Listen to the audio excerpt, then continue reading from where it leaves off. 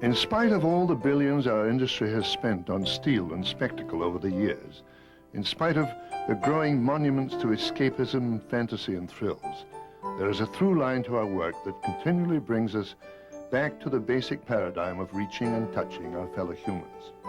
Is this not truly at the core of what we do? The thrills and chills have come after we have ideally made contact, human interaction, warmth, sharing, creative exchange, interplay, play. By our nature, we are social creatures who are starved for social stimulation. Children grow up smarter and more physically adept if allowed to play. Adults stay mentally young forever if allowed to play.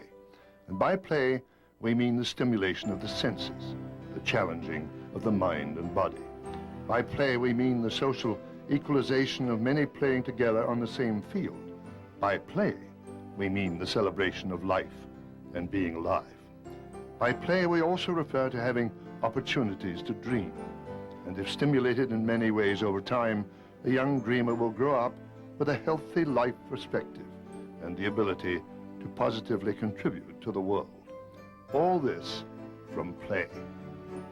The living inductee into the IAPA Hall of Fame took the concept of play and revolutionized it. The results are all around us in playgrounds, museums, fast food restaurants, zoos, water parks and theme parks, and comes from the brilliant understanding and actualization that the most nurturing kind of play is not something that happens to a child, but comes jointly from the child and the environment. We are pleased today to recognize and honor Eric McMillan. Eric McMillan is widely considered to be the father of soft play. His design and development of such environments as Children's Village at Ontario Place changed the playing field for all of us. With innovations such as the ball crawl, tube crawls, net climbs, birdie glides, and their surrounding ambience, the shift in play philosophy began. We have not been the same since, either. At the center of McMillan's work is the absolute belief that play is not merely something children do.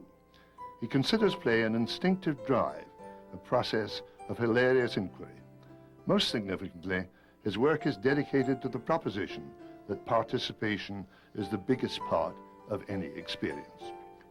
His work began in response to growing up in the notorious Moss Side ghetto in Manchester, England, in the years after World War II. This experience moved him to look at inner cities and contemporary society's path in general in a new light, to in fact create light for others to find respite in. His early work contributing to urban regeneration took place in England, but did not find a truly resonant response there until many years later. It was in North America that McMillan's designs, concepts, and philosophies struck a resounding chord, beginning with Expo 67. 2 years later, the Ontario Place project brought him accolades, and he found the international press hailing him as a visionary. McMillan went on to design innovative and successful play environments for many of the finest amusement institutions in the world.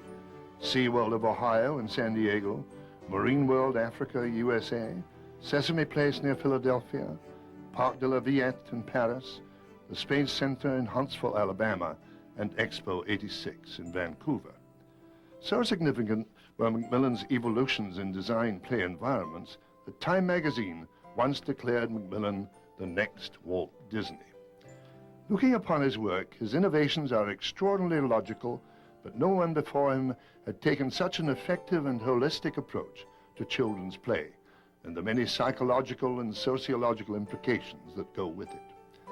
Rather than harness and direct the energy and intuitions of a child, he created environmental avenues of exploration, enabling the children to make natural discoveries about the world around them.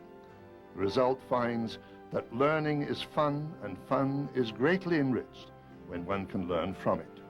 And of note, this exploration is done as a social interaction without the fear of failure. McMillan has inspired countless designers and architects. The seeds of his work have taken root throughout the world and are evidenced in great abundance in both the recreational and hospitality industries. McMillan's dreams have truly touched hundreds of millions, and his legacy is warm and lasting. He hoped to guide his industry back to our basic paradigm of what it is to be human. The International Association of Amusement Parks and Attractions is pleased to recognize the many lasting contributions of Eric McMillan.